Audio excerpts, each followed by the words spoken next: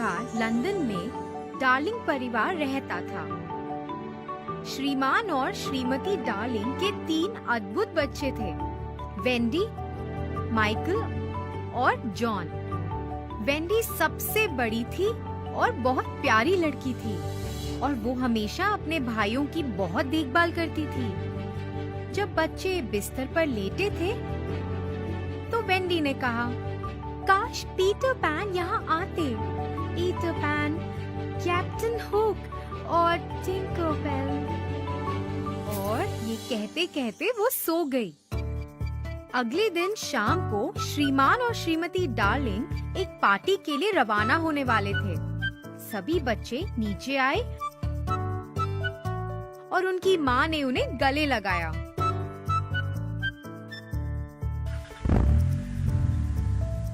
बच्चे वापस बेडरूम में चले गए और सो गए। इसके तुरंत बाद छत पर एक प्रकाश चमकता हुआ नजर आया। यह पीटर पैन और टिंकरबेल थे। पीटर पैन ने धीरे से खिड़की खोली और घर में घुस गया। टिंकरबेल ने घर के चारों ओर उड़ना शुरू कर दिया, जिससे शोर हो रहा था और वह वस्तुओं को गिरा भी रही थी। वे जाग जाएंगे, शोर मत करो। लेकिन वेंडी पहले से उठ गई थी और पीटर पैन को हैरानी से देख रही थी।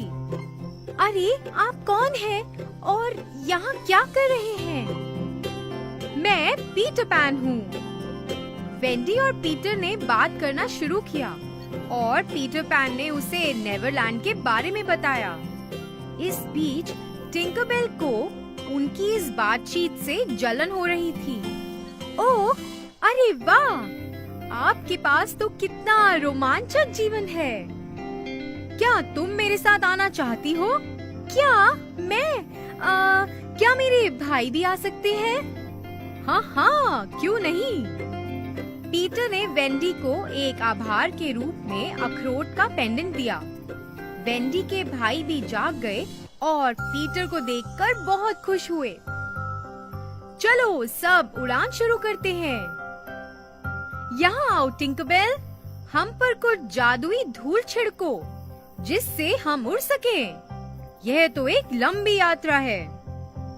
थोड़ी हिचकिचाहट के साथ टिंकरबेल ने उस धूल को छिड़का और उन्होंने अपनी यात्रा शुरू की।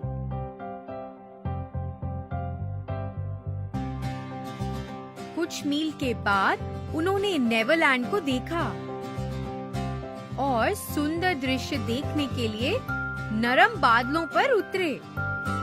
अरे पीटर, वो धुआं कहाँ से आ रहा है? वो तो रेड इंडियन कैंप है और आप सभी को उस जहाज को नजरअंदाज नहीं करना है जहाँ कैप्टन जेम्स हुक और उनके समुद्री डाकू रहते हैं। हुक एक मतलबी और खूंखार कप्तान है, लेकिन वह मगरमच्छ से डरता है जो हर जगह उसका पीछा करते हैं। उस समय समुद्री लुटेरों में से एक ने उन्हें दूरबीन से देख लिया। कप्तान, मैंने पीटर पैन और उसके दोस्तों को देख लिया। पीटर पैन पे निशाना लगाओ, इस बार मैं उसे जीवित नहीं जाने दूंगा। ओह, लगता है उन्होंने हमें देख लिया है। हमें अब अलग अलग होना है। टिंकरबेल, बच्चों को सुरक्षित स्थान पर ले जाओ। मैं हुक का ध्यान रखूंगा। वेंडी से छुटकारा पाने के लिए टिंकरबेल ने एक शरारती विचार सोचा। वेंडी, तुम बस यहीं रहो, मैं तुम्हारे लिए वापस आऊंगी। ठीक है, सावधान रहे। टिंकरबेल ने जॉन और माइकल के हाथों को पकड़ा और उन्हें तेजी से किनारे पर उतारा।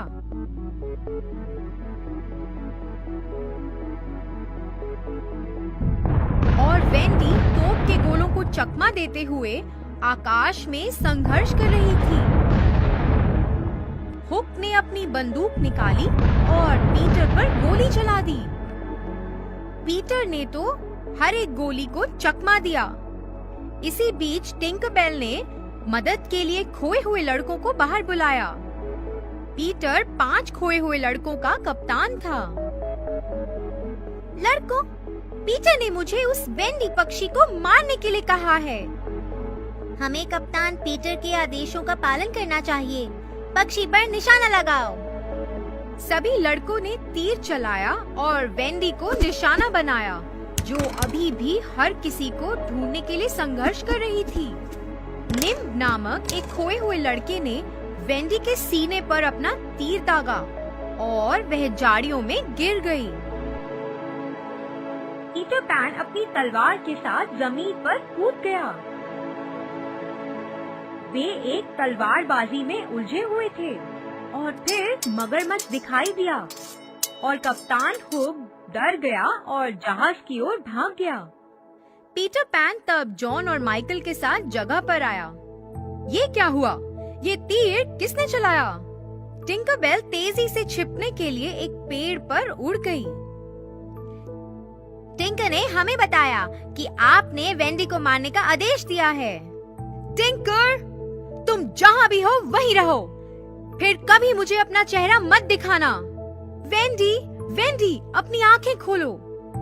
पीटर ने तीर को उसकी छाती से खींच लिया और महसूस किया कि तीर पर कोई खून नहीं था। यह तो अखरोट के उस पेंडेंट से टकराया था जो उसने वेंडी को उपहार में दिया था। वेंडी ने अपनी आंखें खोली और खुद को सुरक्षित महसूस किया। उस रात जब वे सभी एक साथ बैठे थे, वेंडी ने कहा, हमारे पिता हमारी प्रतीक्षा कर रहे होंगे। हम कल सुबह निकलेंगे। अरे, तुम सब हमारे साथ क्यों नहीं आते? आप हमारे साथ रह सकते हैं। हाँ, परिवार का होना बहुत अच्छा लगेगा। पीटर, क्या तुम हमारे साथ नहीं आना चाहते? तुम सब जल्दी ही बड़े हो जाओगे। मैं हमेशा के लिए एक लड़का बनना चाहता हूँ। मैं उस जगह पर नहीं रहना चाहता जहाँ बुजुर्ग मुझे बताएंगे कि मुझे क्या करना है। सुबह बच्चे घर से निकल गए। पीटर उन्हें अलविदा कहने के लिए बाहर नहीं गया और कप्तान हुक के समुद्री डाकू पास में छिपे हुए थे। उन्होंने सभी बच्चों को पकड़ लिया, उन्हें बांध दिया और उन्हें समुद्री डाकू के जहाज पर ले गए। इस बीच टिंकरबेल ने उन्हें पेड़ पर से देख लिया। उसे बुरा लगा कि उसने अपने दोस्तों को धोखा दिया, इसलिए उसने पीटर को सतर्क करने के लिए जल्दी से उड़ान भरी और दोनों जहाज पर चढ़ गए। कप्तान हुक ने पीटर पैन के साथ तलवार लड़ाई शुरू कर दी और कप्तान हुक समुद्र में गिर गया। मगरमच्छ ने उसे पूरा निगल लिया और वह कप्तान हुक का अंत था। टिंकरबेल ने बच्चों को एकजुट किया और वे सभी पीटर के चारों ओर इकट्ठे हो गए। आप बहुत बहादुर हैं पीटर, कहानियों में नायक की तरह। अब मैं आपकी कहानी सभी बच्चों को सुनाऊंगी। धन्यवाद वेंडी, चलने के लिए तैयार हो जाओ। मैं आपको छोड़ने के लिए आपके घर तक आऊंगा। वे सभी लंदन के लिए रवाना हो गए। वेंडी के माता-पिता उन्हें फिर से देखकर बहुत खुश थे। श्रीमान और श्रीमती डार्लिंग ने वेंडी, जॉन और माइकल को गले से लगाया। ये बच्चे कौन हैं वेंडी? ये खोए हुए लड़के हैं माँ। वे हमारे साथ रहने के लिए नेवरलैंड से आए हैं। क्या ये हमारे साथ रह सकते हैं? हाँ हाँ वेंडी, बिल्कुल रह सकते हैं। पीटर खिड़की के बाहर घूम रहा था। उसने अपने सभी दोस्तों और टिंकरबेल को विदाई दी और उसने नेवरलैंड के लिए उड़ान भरी। एक खूबसूरत दिन लंदन में 2 लड़कों ने जन्म लिया, 2 अलग-अलग परिवारों में। पर हुआ था कि दोनों एकदम जुड़वा जैसे दिखते थे। एक का नाम रखा गया टॉम कैंटी, जो एक गरीब घराने का था, और दूसरा था राजकुमार एडवर्ड वेल्स का, जो बहुत ही अमीर था। टॉम मैले कुचेले गलियों में रहता था। उसका पिता और दादी दोनों सख्त स्वभाव के थे। उसकी माँ थी सुशील और उसकी बहनें भी थे। टॉम का जीवन दुखी वाला था, पर उसका एक सपना था कि एक दिन वह एक राजकुमार से मिलेगा। इसी प्रकार समय बीत गया, पर टॉम ने अपना सपना नहीं भूला। एक दिन अचानक से सपना देखते देखते टॉम नींद से जाग गया। उसने सपने में देखा कि वह एक राजकुमार बन गया। एक दिन टॉम वेस्टमिंस्टर के महल पर गया। द्वार पर जब वह करीब गया तो पहरेदार ने उसको मार भगाया। पहरेदार और टॉम के बीच की लड़ाई संयोग से राजकुमार ने देख लिया, जो अपनी खिड़की के बाहर झांक रहा था। राजकुमार ने पहरेदार को डांटा और बोला कि वह उस फकीर लड़के को महल के अंदर आने दे। टॉम का सपना सच होने को आ रहा था। हैरानी की बात यह थी कि दोनों लड़के मिले और पक्के दोस्त बन गए। टॉम ने अपने जीवन के बारे में बताया और एडवर्ड उसकी जिंदगी में दिलचस्पी लेने लगा। उसको टॉम का जीवन कमाल का लगा। उसी समय राजकुमार एडवर्ड के दिमाग में एक अजीब विचार आया। मेरे पास एक योजना है जो शायद हम दोनों के लिए फायदेमंद होगा। क्यों ना हम अदला बदली कर ले? क्या तुम पागल हो गए हो क्या? क्या हुआ? तुमको तो वैसे भी बहुत शौक था ना एक राजकुमार की तरह रहने की। मुझे इन ऊंची दीवारों की आगे वाली जिंदगी भी देखनी है। शायद ये काम आ जाएगा। वैसे भी हम तो रूबरू एक जैसे ही दिखते हैं। तो दोनों ने थोड़े समय के लिए अदला बदली करने का निर्णय ले लिया। दोनों ने एक दूसरे को अपने कपड़े दे दिए। एडवर्ड महल के बाहर निकल गया और टॉम बैठ गया सिंहासन पर। अब एडवर्ड बाकियों की तरह बस एक फकीर लड़का था। एडवर्ड ने सबको बताने की कोशिश की कि वही राजकुमार है, पर सब सोचने लगे कि कोई लड़का बस पागल हो गया है। इसी दौरान टॉम महल में बेचैन होने लगा। राजकुमार एडवर्ड बहुत दिनों तक वापस नहीं लौटा, तो टॉम चिंतित हो गया कि कहीं एडवर्ड पकड़ा तो नहीं गया। उसने सबको सच्चाई बता दी कि वह असली राजकुमार नहीं है, पर सबको लगा कि शायद राजकुमार की दिमागी हालत ठीक नहीं है। राजकुमार के पिताजी महाराजा हेनरी ने सबको ये आदेश दिया कि कोई भी राजकुमार के दिमाग की हालत के बारे में बात नहीं करेगा।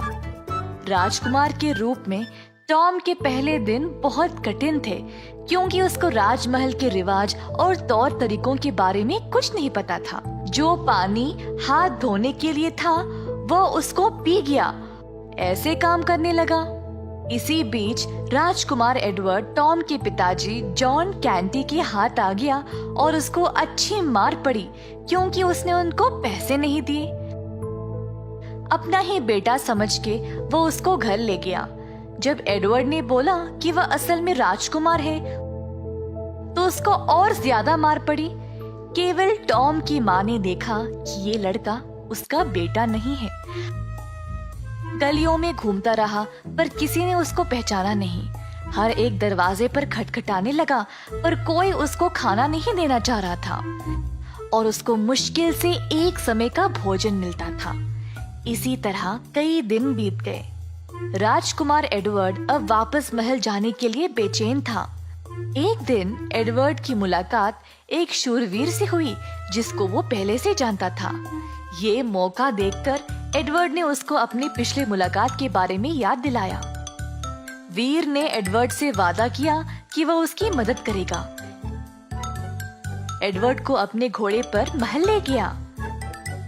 इन सब के बीच महाराजा हेनरी की मृत्यु हो गई थी और सब लोग टॉम को अगला महाराज घोषित करने की तैयारी में थे। टॉम के पास और कोई रास्ता ना रहा सिवाय महाराज बनने की तैयारी में लगे रहने की, और महाराजा का ताज था उसके सामने।